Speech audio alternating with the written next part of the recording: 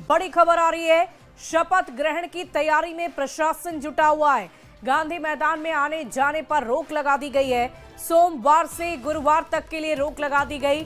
शपथ ग्रहण समारोह की तैयारियां हो रही है। तैयारी की वजह से ये रोक लगाई गई है। बड़ी खबर आपको बता रहे हैं, पटना जिलाधिकारी ने इस बाबत जानकारी दी है। सोमवार से गुरुवार तक के लिए ये रोक लगा दी गई है। बड़ी जानकारी आपको दे दें, पटना से ये बड़ी खबर आ रही है। देखिए, सरकार एक जगह रिपोर्टिंग नहीं हुआ।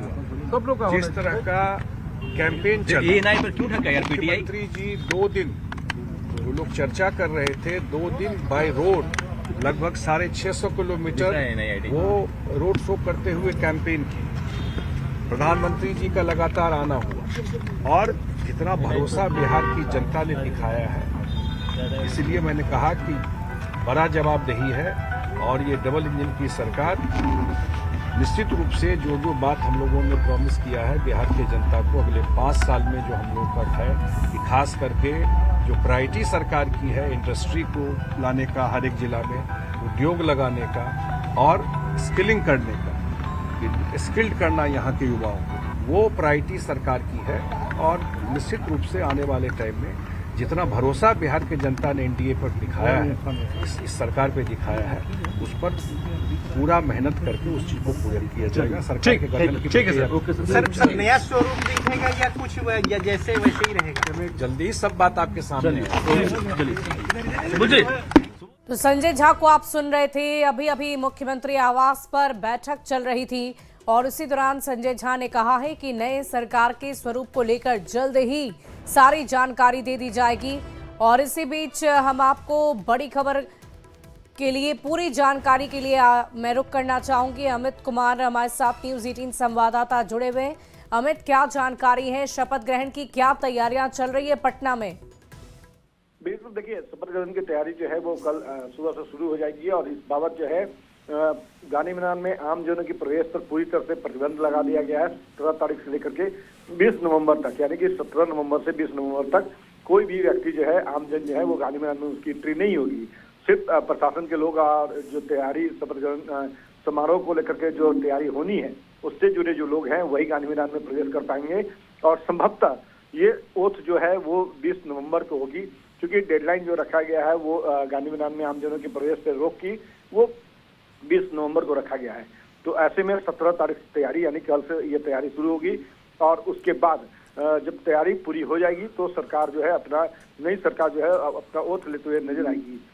और इसी को लेकर के ये आदेश जो है वो पटना डीएम डॉक्टर त्यागराजन ने दिया है।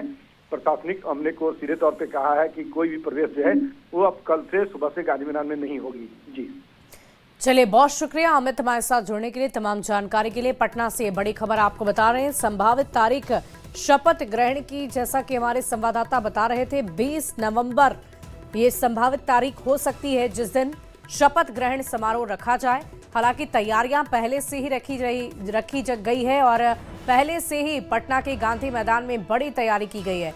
नीतीश आवास में बैठक का दौर लगातार जारी है। सम्राट चौधरी, ललन सिंह, संजय झा भी वहां पर मौजूद थे, जिसकी तस्वीरें भी हमने आपको दिखाई।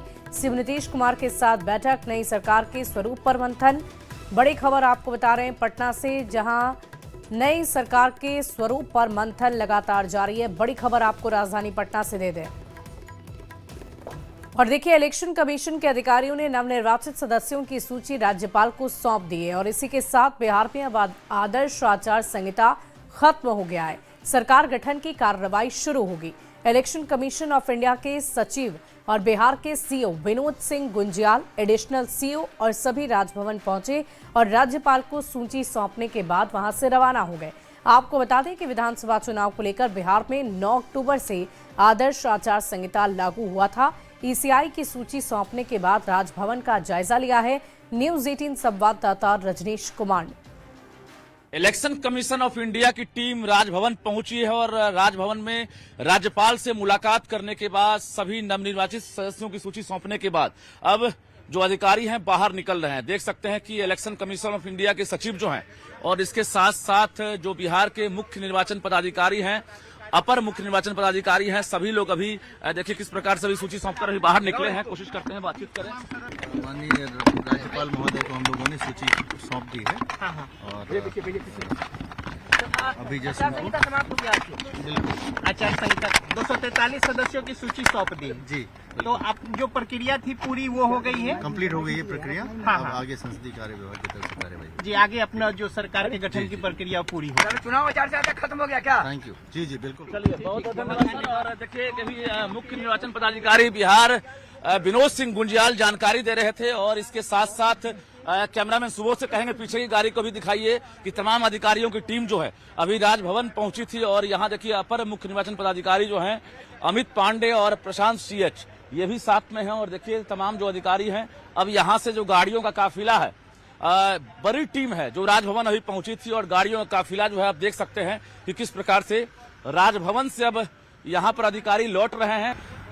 देखिए सूची सौंपी जा चुकी है ऑनरेबल गवर्नर को और आचार संहिता उसके बाद एक चैलेंज था आप लोगों के लिए भी। चैलेंज कमीशन के लिए तो था ही और उसके बाद चलिए तो ये देखिए कि अब जो अधिकारी हैं वो आगे बढ़ रहे हैं और राज्यपाल से मुलाकात करने के बाद सभी नवनिर्वाचित जो सदस्य हैं उनकी सूची सौंपे जाने के बाद बाहर निकले हैं। यहाँ से अब सारे अधिकारी अब निकल पड़े हैं यानी अब model code of conduct Bihar में खत्म हो गया है और चुनाव आयोग ने जो जिम्मेवारी एक तरह से अधिकारियों को सौंपी थी जो भी जिलाधिकारी आरओ की भूमिका में थे उन्होंने अपना काम कर दिया है। अब नई सरकार के गठन का इंतजार है और जिसको लेकर भी तैयारी तेज है। कैमरामैन सुबोध के साथ रजनीश कुमार, न्यूज़ 18 पटना।